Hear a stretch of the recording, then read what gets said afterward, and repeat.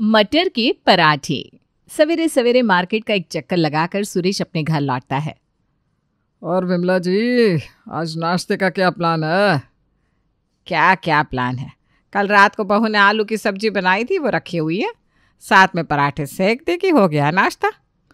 आलू आलू आलू, सुबह आलू, दोपहर आलू, रात को आलू। आलू के अलावा कोई सब्जी समझ में नहीं आती क्या आपको? बाहर मोहन कचौरियाँ उतार रहा था, मुझे कचौरी खा लेनी चाहिए थी। मैं ही पागल हूँ जो बाहर का खाना छोड़कर घर आ गया। अरे तो खा लेते, मैंने मना किया था क्या? पिछले हफ्ते तो खाई थी आपने कचौरी, फिर 2 दिन तक कचौरी निकाल रहे थे। तब कैसे कहा था, विमला मुझे बचा ले, मैं अभी मरना नहीं चाहता। हाँ, वो तो इत्तेफाक था। हर बार तबीयत खराब हो ही जाएगी क्या? अब जीने के लिए क्या आलू पर ही जिंदा रहूं? 50 सब्जियां होती है और सब्जियां बनाओ ना। तो आप ही बताइए, कौन सी है वो 50 सब्जियां? कुछ भी बना लूं, आप उसी से बोर हो जाते हैं। आया ही क्यों, मैं वापस जा रहा हूं। मैं टेबल पर पड़ी थैली उठाकर सुरेश वापस बाहर की ओर बढ़ने लगता है।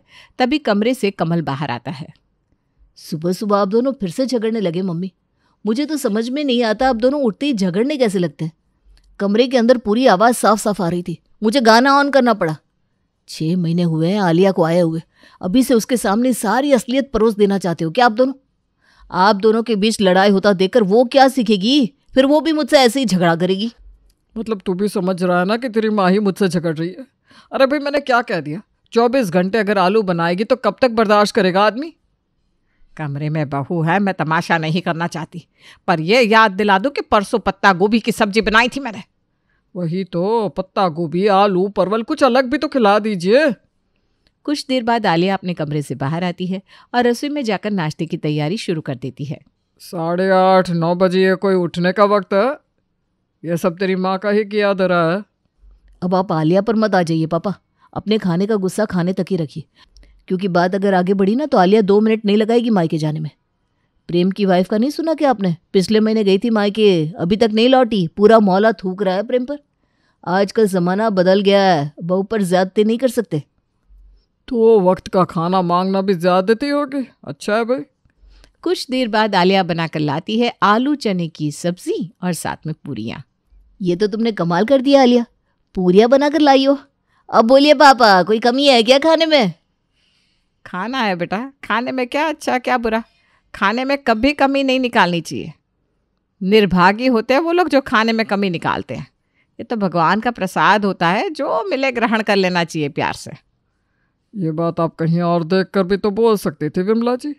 मैंने खाने से मना तो नहीं किया, खा रहा हूं ना। सुरेश खाना तो खा रहा था, पर उसके चेहरे पर जरा भी संतुष्टि या खुशी नहीं दिख रही थी।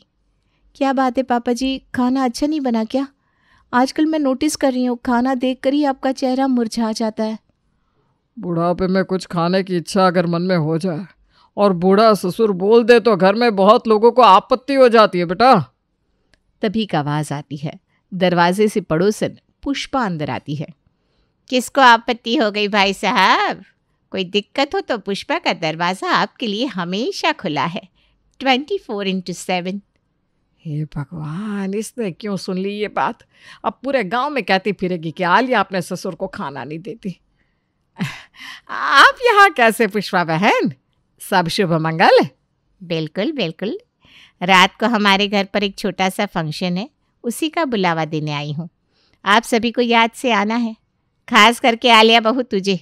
वो मेरा छोटा वाला बेटा जो विदेश गया था ना, वो वापस लौटा है, कुछ दिनों में वापस चला जाएगा। डिग्री पूरी हो गई ना उसकी, इसी खुशी में एक छोटी सी पार्टी रखी है हमने। खाने वाने का तो इंतजाम रहेगा ना भाभी?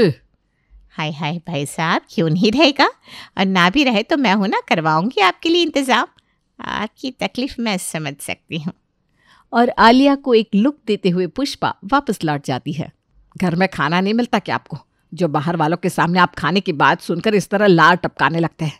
क्या सोच रही होगी पुष्पा? उससे तो बात का बतंगड़ करने का मौका मिल गया। अब जाकर घर घर में बताएगी कि यहाँ आप भूखे मर रहे हैं।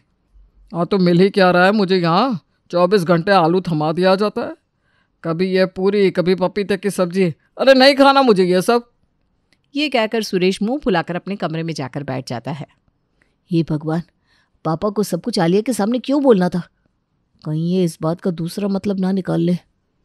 अब वो क्या है ना आलिया, दुकान अच्छी नहीं चल रही, उस टेंशन में पापा ने ये सब कह दिया, और कोई बात नहीं है। कुछ दिनों से नोटिस कर रही हूँ मैं, जब से प्रेम की वाइफ भागी है तुम काफ़ी घबराए हुए रहने लगे हो। 6 महीने की रिलेशनशिप के बाद शादी हुई है हमारी। इतने दिन में यही पहचाना तुमने मुझे तुमसे प्यार है इसीलिए तो शादी की। टेंशन लेने की ज़रूरत नहीं है, मैं कहीं नहीं जा रही। रात को सभी पार्टी में जाने के लिए तैयार होने लगते हैं। अब आएगा ना मज़ा, मन भर कर खाऊंगा आज। बहुत रोक लिया विमला जी आपने मुझे। देख रही है बहू, कैसे कंगालियों की तरह करते हैं तेरे ससुर जी सभी के सामने। खाने पर टूट मत पड़िएगा, इज्जत चली जाएगी। पापा जी आपको छेड़ रहे हैं मम्मी जी, चलिए हम चलते हैं। सभी पुष्पा की बेटी की पार्टी पर पहुंचते हैं, जहां आलिया की ओर देखकर सभी औरतें फुसफुसाने लगती हैं। देख रही है मेनका, कैसे बन सवर कर आई है आलिया, चेहरे पर ज़रा भी शिकन नहीं है। बन सवर कर तो आएगी, काम ही क्या होता है करने को।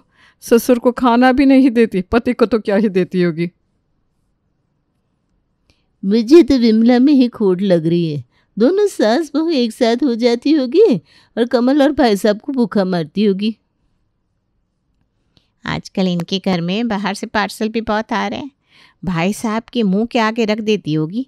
बेचारा बुजुर्ग आदमी भूख के मारे वही खा लेता होगा, इसीलिए तो बार बार भाई साहब की तबीयत बिगड़ती जाती है। ये बातें कमल के कानों में पड़ती है। वो सीधा अपनी माँ के पास जाकर कहता है, लगा दिया आग पुष्पा आंटी ने मम्मी। अब ये बातें आलिया के कानों में पहुंची, इससे पहले हमें यहाँ से चलना चाहिए। विमला जानबूझकर पेट दर्द का बहाना करने लगती है। अब घबराइए मत मम्मी जी, सामने तो घर है, हम चलते ना वापस। पर पापा जी कहाँ हैं? हम पापा जी को यहाँ छोड़कर अगर वापस लौट गए तो पता नहीं लोग क्या समझेंगे। आलिया अपने सामने देखती है, जहाँ इस काउंटर से उस काउंटर, उस काउंटर से इस काउंटर, यहाँ से वहाँ उसके ससुर जी भागे जा रहे थे। मटर की सब्जी, मटर पुलाव, मतलब पापा जी को मटर पसंद आया। मटर मार्केट में आ भी गए और मुझे पता भी नहीं चला। पता होता तो पहले ही मटर की सब्जी बना देती। आलिया अपने ससुर के पास जाकर उनसे कहती है, मम्मी जी की तबीयत बहुत बिगड़ गई है पापा जी, अगर ऐसे में आप उनके साथ घर वापस नहीं जाएंगे तो उन्हें बहुत बुरा लगेगा। खाना छोड़कर चला जाऊं बहू? इतने दिन के बाद तो मुझे कुछ पसंद आया है। मैं आपको इससे भी अच्छा कुछ खिलाऊंगी, ये मेरा वादा है पापा जी। आलिया की बात मानकर सुरेश वापस अपने घर लौट आता है, पर अब आलिया चिंता में पड़ चुकी थी। पूरी रात यही सोचती रहती है कि क्या बनाया जाए। सुबह के 5 बजे, कमल उठो ना। क्या हो गया आलिया?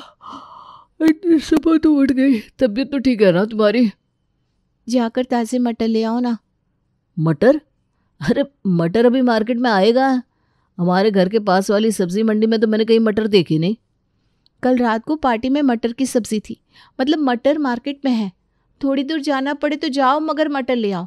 अगर अपने घर की इज्जत बचाना चाहते हो तो मटर लाना ही होगा तुम्हें। और सुबह 5 बजे उठकर कमल मटर की तलाश में मार्केट निकल जाता है। पूरा 1 घंटा घूमने के बाद आखिरकार उसे एक दुकान पर मटर मिल ही जाते हैं। कितने मटर लेने हैं ये तो आलिया ने बताया ही नहीं। एक काम कीजिए भैया, 2 किलो मटर दे दीजिए। ये रहे आपके मटर, 800 रुपये हुए। हाँ 800 रुपये? 2 किलो मटर देने को बोला था, 8 किलो थोड़ी ना। इतने मटर का क्या करूँगा मैं? 8 किलो मटर के तो 4000 पड़ जाते। ये 2 किलो मटर का ही रेट बताया मैंने। पूरे मार्केट में घूम लीजिए, मेरे अलावा कोई मटर नहीं बेच रहा। मटर को तो अभी मार्केट में आने में 25 दिन 1 महीना लग ही जाएगा। मेरे अलावा कोई और रहता तो कम से कम 1 किलो के 500 ले लेता। मैं तो फिर भी वाजिब दाम लगा रहा हूँ। घर की इज्जत बचानी है तो मटर लेने ही होंगे। दीजिए भैया, 2 किलो मटर दे दीजिए। कमल मटर लाकर आलिया को देता है। आलू मटर की सब्जी बनाने के लिए आलिया आलू को सीटी लगाती है कि हॉल में बैठा सुरेश कहता है, आलू फिर से मत उबालो, मैं नहीं खाऊंगा। कुछ स्पेशल, याद है ना बहू कल का वादा? सिर्फ मटर की सब्जी कैसे बना दूँ? मटर के साथ कुछ तो डालना ही होगा। कल तो पापा जी आराम से मटर पुलाव खा रहे थे, मटर पनीर खा रहे थे, पर यहाँ उन्हें साथ में और कुछ चाहिए भी नहीं। आइडिया। और आलिया बनाती है मटर के पराठे और धनी की चटनी के साथ सभी को परोसती है। मटर के पराठों को देखते ही सुरेश की आंखों में आंसू आते हैं। वाह वाह बहू, आज तूने साबित कर दिया कि तू मेरी ही बहू है। जीती रह बहू, जीती रह। और अपने हाथ से सोने की अंगूठी उतार कर सुरेश आलिया के हाथों में रख देता है। सभी नाश्ता कर ही रहे थे कि तभी विमला के घर के मसले में अपना हाथ सेकने के लिए पुष्पा टिफिन लेकर आती है। कैसे हैं भैया? बहुत टेंशन हो रही थी मुझे आपकी, इसलिए खाना बनाकर लेकर आई हूँ। आलू की सब्जी है, करेले की सब्जी है और पराठे हैं। नहीं नहीं पुष्पा बहन, किस पेट में खाऊंगा तुम्हारा खाना? अभी तो मेरी बहू के हाथ के बने मटर के पराठे खाकर बैठा हूँ। बड़ा अभाग्यशाली हूँ मैं, जो ऐसी बहू मिली है मुझे। मतलब आज खाना मिल ही गया भाई साहब को। चलो, कम से कम मेरे घर का खाना खाकर बहू को थोड़ी बहुत तो अकल आ गई। तो रोज पापा को खाना आप खिलाती थी क्या आंटी जी? बिना खाने के पापा हवा के सहारे जिंदा थे। मतलब तुम कह रहे हो कि तुम रोज रोज मटर लेकर आते हो? कीमत भी पता है मटर की? जितनी भी कीमत हो, सोने जितना महंगा तो नहीं होगा ना। अच्छा समझ गई मैं। फ्रोज़न मटर के पराठे बनाए ना बहू तूने? तबीयत का ध्यान रखिएगा भाई साहब। ये फ्रिज में जमे हुए मटर होते हैं, पता नहीं कितने साल पुराने। ऐसे मटर में ना बहुत बार कीड़े भी निकलते हैं। नहीं नहीं पुष्पा बहन, मेरे सामने ही बहू ने मटर छिले हैं। ऐसी बात है तो लाओ ज़रा मैं भी चखूँ मटर के पराठे। और एक एक करके पुष्पा 5 मटर के पराठे खा लेती है और 2 मटर के पराठे पैक करके भी ले जाती है। 2 किलो मटर में अब कौन कौन पराठे खाता?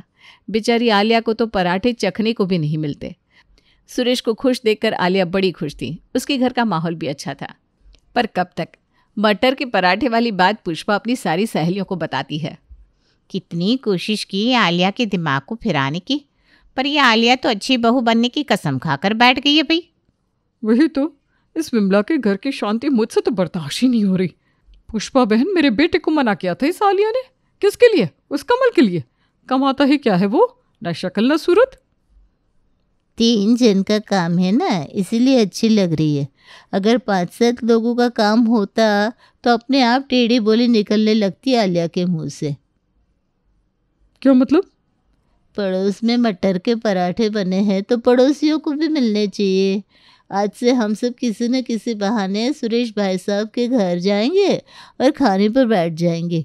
लोग बढ़ेंगे, बर्तन भी बढ़ेंगे, और इतने महंगे महंगे मटर कमल बार बार खरीदेगा कैसे? फिर होगी बाप बेटे में बहस, पति पत्नी में लड़ाई, और इस लड़ाई का मज़ा हम सब पॉपकॉर्न खाते हुए लेंगे। और दोपहर के खाने के ठीक आधे घंटे पहले पुष्पा, निर्मला और मेनका सुरेश से मिलने उसके घर आ जाते हैं। सुना है मेरे भाई के घर में मटर के पराठे बने हैं। सीजन के मटर है, अभी किसी के घर आए भी नहीं। भाई के घर आए हैं तो बहन का खाने का हक तो बनता ही है ना भाई साहब? बिल्कुल बिल्कुल मेनका जी। बहू, दोपहर में मटर के पराठे ही बना लेना। मटर के पराठे? इतने सारे लोगों के लिए? जी पापा जी। आलिया फौरन अपने कमरे में जाती है और कमल को फ़ोन लगाकर फुसफुसाते हुए कहती है, कमल, पुष्पा आंटी अपनी पूरी टीम के साथ आई हैं। कम से कम 4 किलो मटर ले आओ, वरना इन सबको बोलने का मौका मिल जाएगा। 400 रुपये किलो। 4 किलो के हुए 1600। 1600 रुपये के मटर? अरे इतने में तो हम रेस्टोरेंट में खा ले। पर मैं समझ सकता हूँ तुम्हारी प्रॉब्लम। ले आता हूँ मटर, और क्या। कमल चुपके से मटर ले आता है और खिड़की से आलिया को दे देता है। आलिया सभी के लिए मटर के पराठे बनाती है। जितना पुष्पा ने बताया था उससे भी अच्छे पराठे बनाती है बहू तो। मुझे तेरे अंकल को भी साथ में लाना चाहिए था। कोई ना, अगली बार ले आऊँगी। जीजा जी नहीं आए तो क्या हुआ बहू? जीजा जी के लिए पराठे पैक करके दे दे बहू। ये पुष्पा कभी नहीं सुधर सकती। ले आई पूरी पलटन को यहाँ। सब मिलकर आलिया को इतना परेशान करेंगे कि बेचारी गुस्से में फूटी पड़े।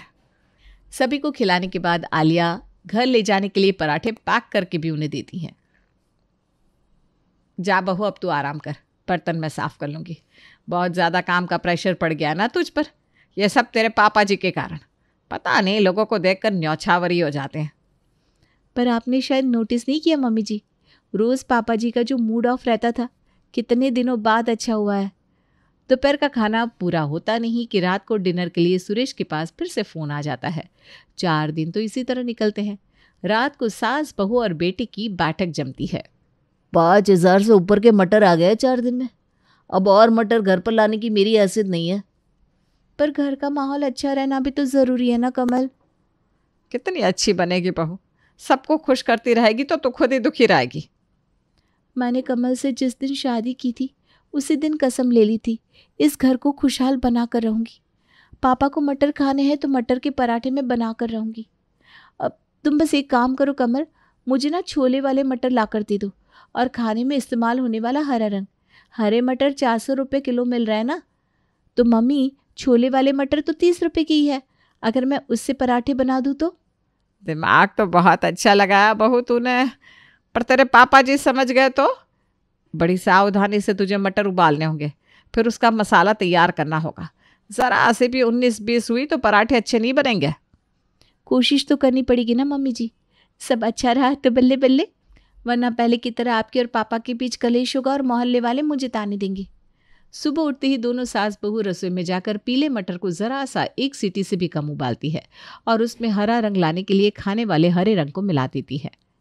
सही से उबल तो गया है मटर मम्मी जी, और हरे रंग की भी दिख रहे हैं। अब मैं इन्हें पीसकर इनका मसाला बना लेती हूँ। आलिया बिल्कुल वैसा ही मसाला तैयार करती है जैसे हरे मटर से होता है, फिर बनाती है पराठे।